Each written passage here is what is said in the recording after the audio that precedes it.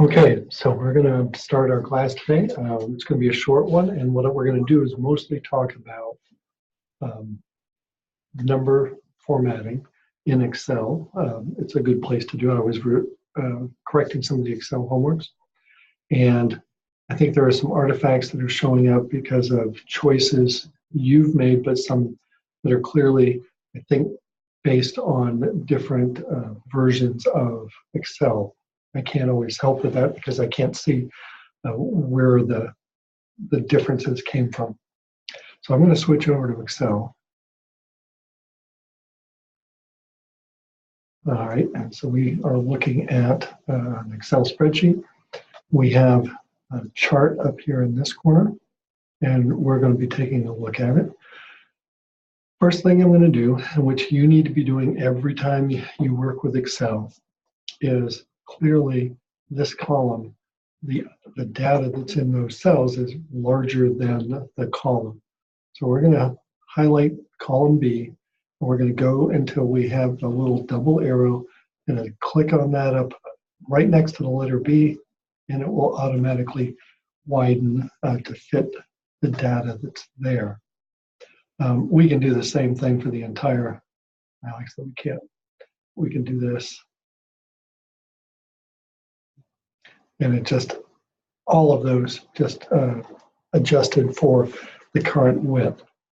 So we know that the rent and the utilities that we're dealing with, and eventually the totals that we're dealing with, are going to be currencies.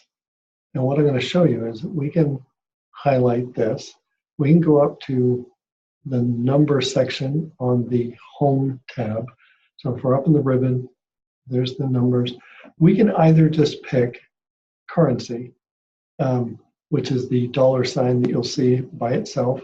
I can also drop it down and you'll see some of the common different forms of currency. And I can also go up to the drop-down menu and select currency here, or I can select accounting. We'll talk about those two slightly in a second. But so both currency and accounting are money formats, and they just do slightly different things in the way that they present themselves.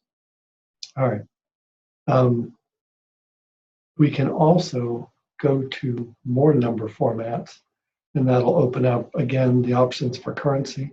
And here, we can set the number of decimal places. We can set what symbol we're going to be using. Right now we're in dollars, but later we're going to actually change to euros, so that we'll need to be able to show that appropriately. I can also, if you look here, how do I want to deal with negative numbers? Do I want it to be a minus sign? Do I want it to be just red? Do I want it to be in parentheses, which is another way that in accounting we represent negative numbers? Or do I want to put them together and have both parentheses and red? I'm just going to leave it as a negative sign. So anyway, we now have selected currency, 2 decimal places, and negatives for that. And you'll see when we do this, it adds the 2 decimal places. I'm going to just drag the width of C column over. It was a little too crowded for me. Well, welcome. We just started a couple minutes ago, but so we're going to, we've applied currency formatting to column C.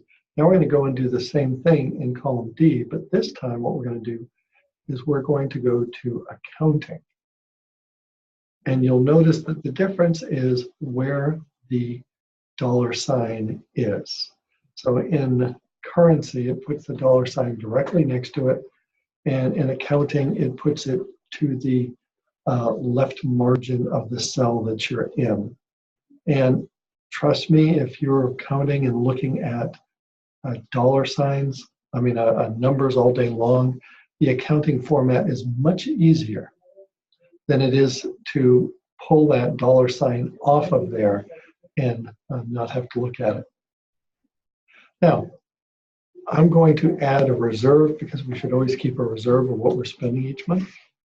And we're going to just make this equal to C3 plus D3. And in order to multiply that by 10%, sorry, I have to actually put those two in parentheses. And now I'm going to multiply it by the value in E1. So we're going to keep a reserve of $113.43. Now, you'll notice that mathematically, we're not in a currency cell. So what it's doing is it's just presenting that as a number. We've actually, in the formula, if you think about it, we have both currency and percentages. So Excel does not know which one I want. If I were to go down here and just do equals C5 minus D5, because both of those are currencies, when I hit enter, it gives it to me as a currency. But because, again, this has a combination of number formats, it can't automatically assume it knows what we want.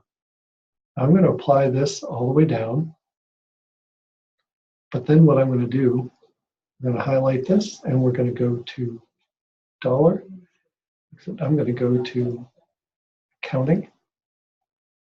A little wider. There we go. While we're here, I'm just going to go ahead and change this to accounting as well. There we go. So now everybody's happy. We now want to total our rent, our utilities, and our reserve up. That's going to equal C3 plus D3 plus E3. And again, several things just happened. One is it applied the accounting format because all the cells involved in the mathematical formula were in accounting, so it applied that format. And it also expanded the column to hold the data that was in there. If I did 585,321 and 15. Wow, fine.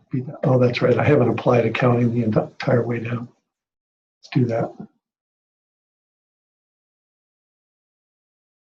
And notice it expanded column F a little bit more to accommodate that. I realized that when it expands it, it puts that dollar sign right next to the 5 in this cell, but it's actually aligning it with the left side. There's just no extra space there. So if you want a little more space, you have to grab it, drag it over. Otherwise, and if I click here and just go to currency, you'll notice it changes it versus accounting. One of the easiest ways to explain that is that in accounting, what it does is it sets it up so that the decimal places are entirely aligned going down the column. Why this doesn't work in currency, so if we change all of this to currency,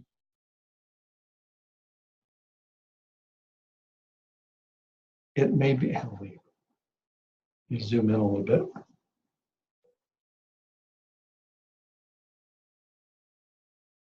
Well, I don't see a difference, but in theory, some of these numbers are narrower than others. But good luck seeing the difference. I can't see it. I'm going to go back to accounting.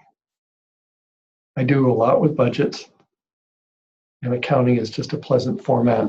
It keeps things cleaner. I'm going to copy this formula, carry it all the way down. There we go. Now, the last thing we're going to do here is we're going to look at the percent of total for the utilities. So what we want to know is here's the total, here's utilities. So what percent is that? Well, that equals D3 divided by the total, which is F3. But we also need to apply the percent sign And then we need to decide whether or not we want, additional or decimal places. I'm just going to leave it at 19. I'm going to do that. Excuse me, Tom? Yeah. Here, hold on. I can barely hear you. Go ahead. Just hold on. Hi, it's Amanda. I'm watching too. It's just that our connection, we live in the middle of nowhere. We can't do it at the same time, but I'm right next to him watching. That's fine. That's fine. Okay? He said that's fine. All right. Yay. Cool. So anyway, so there we've got some of the differences in number formats. Again, accounting gives you your dollar signs all the way over. I have no idea, because this is what we'll see sometimes. You will see the first and the last with the dollar signs, but not all the ones in the middle. And I have gone through a number of your homeworks, and these will all show up as regular numbers, 2 decimal places, just like that. But if I click on it, it says accounting. So I have not a clue as to why Excel is failing to provide the dollar signs. So if I've gone and looked at these, gone to see what format you've got and it says accounting, you get full credit for it, but realize, and a couple of them, I literally took them, highlighted them, turned accounting off, turned accounting back on, and the dollar signs showed up. So I can't tell you why it's doing that, but if you were doing a report for somebody, you would need to make sure that it was in a format that was appropriate. All right. Questions on any of that?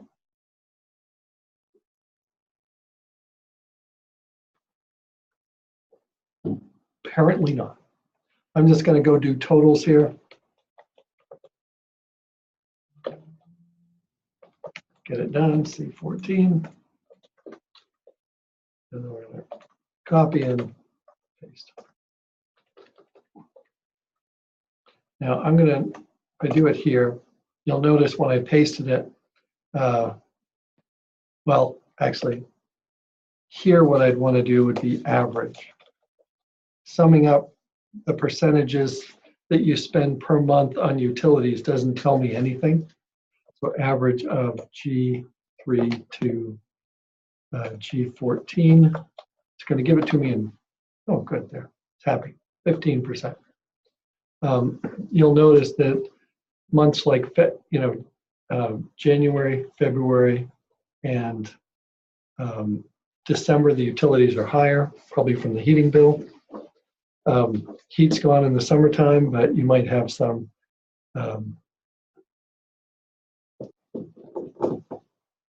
air conditioning to deal with. So I'm okay with what we've got up here. You'll notice I did use an external cell from within the table to just preset what our reserve was going to be. Now, down here, just for examples, we've got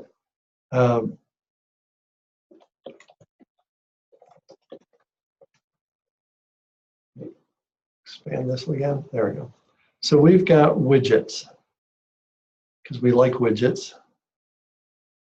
Oh, I didn't want that. No fill. There we go.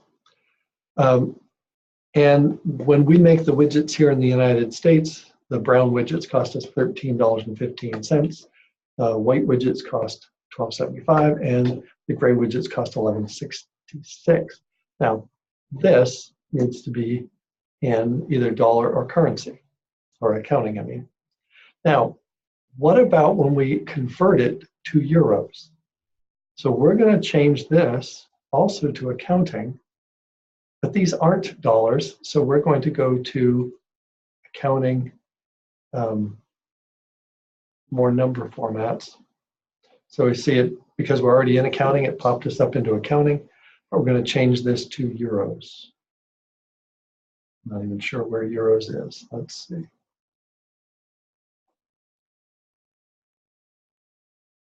Isn't that annoying? Oh, did I just have it? There it is. And we're going to limit it to 2 decimal places, not the current bunch that it had had. So there we go. So now we have $13.15 when we're selling it in England, or, well, I don't know with Brexit or not, in France. Then we need to sell it for $14. Actually, that's incorrect. Sorry.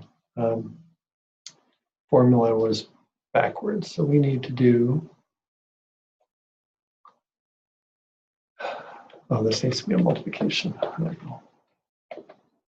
There. Because each euro, each US dollar is only worth 0.89 euros.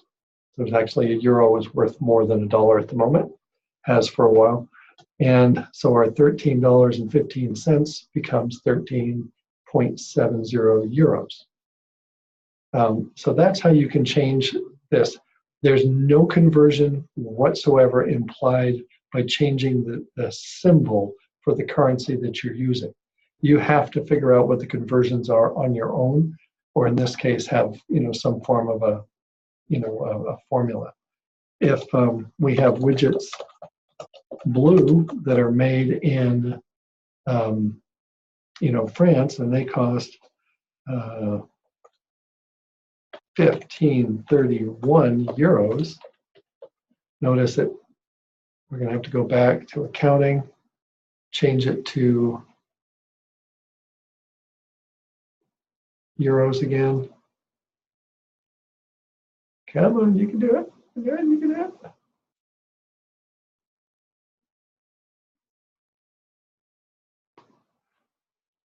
So many.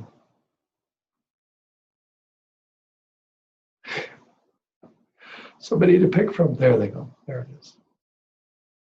All right, and then to go backwards, this time, remember, to go one way, we multiplied by this conversion factor, and this time we have to divide by that conversion factor. So this is going to equal D24 divided by C19. Would you be able to use the format painter to change that $sign to a euro? Yeah, you should be able to. There you go. Smart move. Yeah. Sorry, I predate the format painter. All right, so that's, that gives you some of the options here. The only thing is, probably notice if I wanted to use this again, I really should be putting in some $signs to tie it to that cell, because otherwise if I did a copy and then a paste below it, then it wouldn't work, because it's going to be a relative reference rather than a static reference. So that's just a little bit of something about changing between that. Now, if you got into stocks, give me a second. Let's see what the current stock price of something is.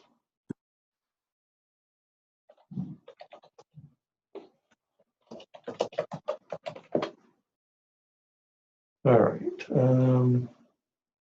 Shoot, I was hoping for something in small decimals. In case you wanted to know, the Amazon price of a stock is $1,889.19. So let's look for something. Well, fine. Well, unfortunately, what's showing up online, but sometimes you'll see stock prices. Maybe it'll be for Mera Energy or something, and it's going to say 39.17, blah blah, because stocks have very fractional value. Go buy some gas, right? And current price is 230. Well, 239.99 cents. And so how do you write that? Well, it'd be $239.99. So if we needed to write that, well, we can't have it be 240. We're going to have to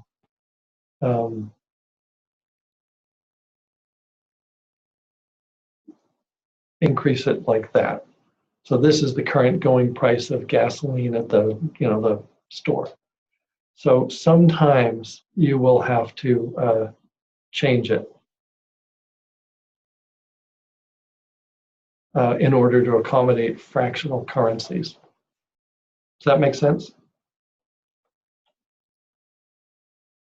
Here, I'll show you what fractional currencies look like. Give me a second.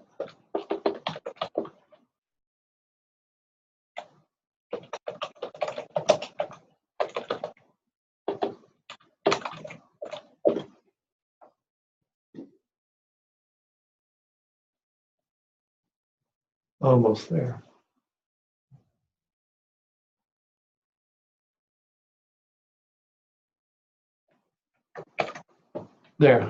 There's fractional currency for you. The 10-cent piece. Probably never seen that, but maybe you have. Anyway, totally, totally something different. Now, let's go up and look at some of these numbers and the upper right side. So we've got some really big numbers to start here. And we need to figure out better ways of displaying those. So the number of gigabytes of storage on the internet as of today, mind you, it changes at 70 terabytes per second, is 1.50724 times 10 to the 13th power. So that's scientific notation. Now you can get to it by choosing scientific notation, in which case you can also change the number of decimal places. And what scientific notation does is it lets you have one digit to the left of the decimal place, and then everything else, it is turned into 10 to the whatever power, to make it easier to understand. For instance, the distance to the sun would be 9.2955 times 10 to the 7th power.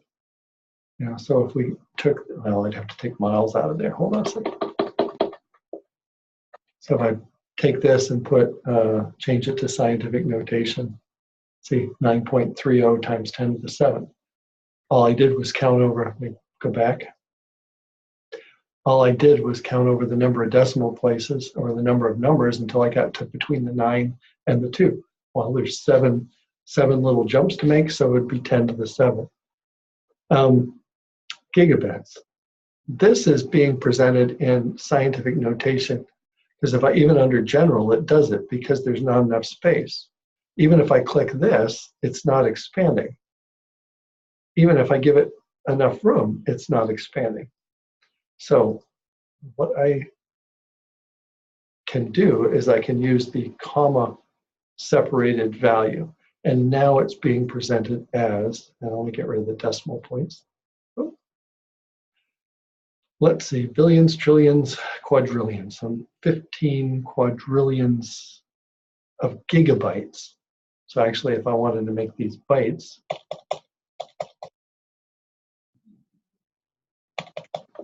there, that's how many bytes of data are on the internet. Obviously rounded. Nobody's actually keeping track of it in the same sense. The distance to the sun in miles, you could always change it to feet. Oops. Equal sign helps. And again, it's now switched it to scientific notation. If I want to get it out of that, I need to go back and hit the comma. And then I can get rid of the decimal places if I want. Distance to the sun, by the way, is an average because the distance between the Earth and the sun changes. The sheer fact that the sun has solar flares that come out hundreds of millions of miles, all right, well, not hundreds of millions of miles, but 500,000 miles. I think the Earth is only 24,000 miles, 8,000 miles from through and 24,000 miles in circumference. There's never an astrophysicist. So if you consider that one solar flare is huge, it outweighs the mass of the Earth. So, when you're measuring distances from the Earth to the sun, it's a relative distance. Plus, at some times of the year, we're closer to the sun than others. So, an average. And then the budget, well, we probably want to put that into either dollars or accounting. And we can get rid of the decimal points because they're useless. The reason there's a whole bunch of zeros here is because in general, when you get up to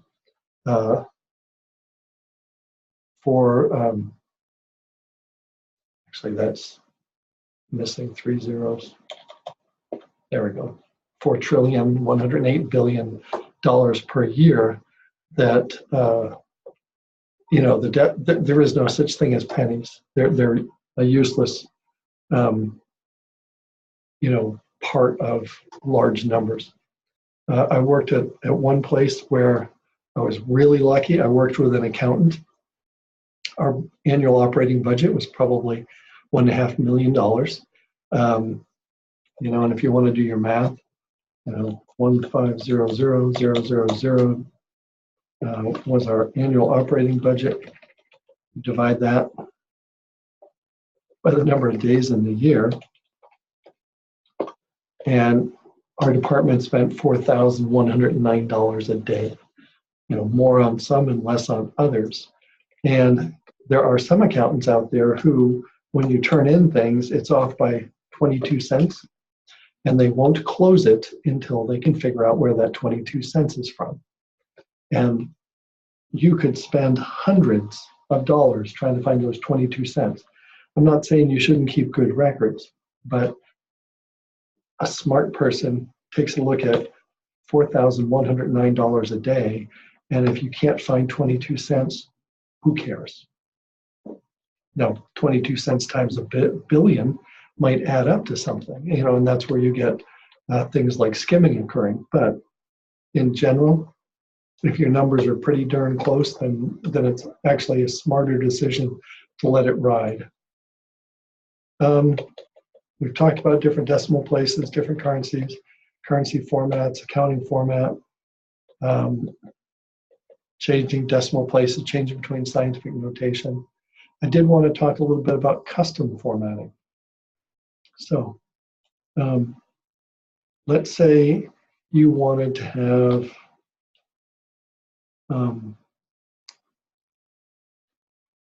we'll take this number right here. So it's 15,090.00, but I want it to actually display without the 90, but I want to do it using a formula. And what I'm going to do is I'm going to go here and I'm going to change the number to currency. But I'm going to go to custom, and I'll just start with this one.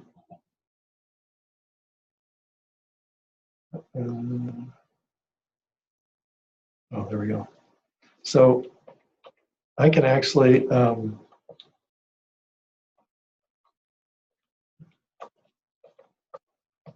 so I'm going to build this,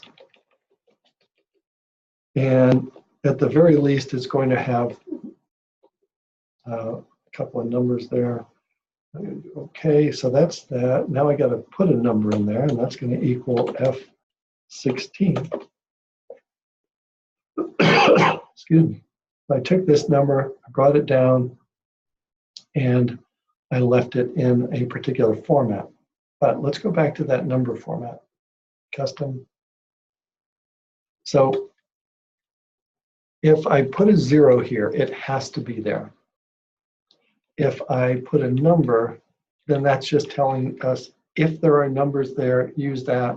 But if they aren't, then leave them off. So let me just change this. I'm going to make that a 00, 000. Now let's see what happens.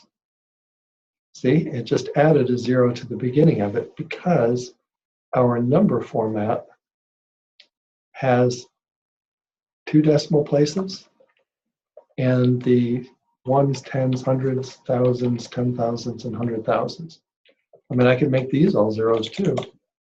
And now when I hit OK, well, besides being too small, you see it's putting zeros because it's required to fill those in.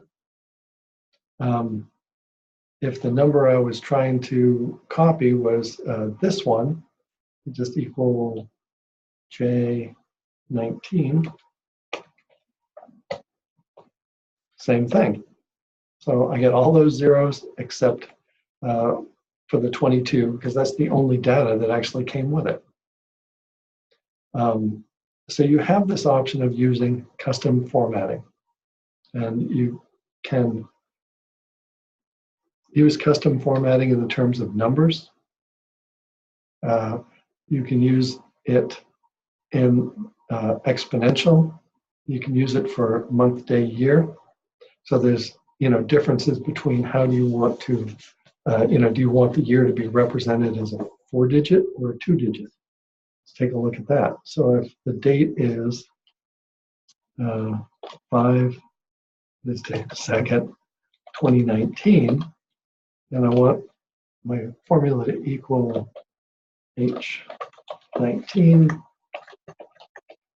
All right, so I got a couple of examples. Now let's go to this one and go to custom date. And what I can do is have month, month, day, day, and a 4-digit year. See, puts the zeros in. If I go here and I want to do custom, I can do month, day, and only a 2-year digit. And it takes out the 20. So I can do, I can use custom formatting to change that kind of thing. You can also do it for telephone numbers.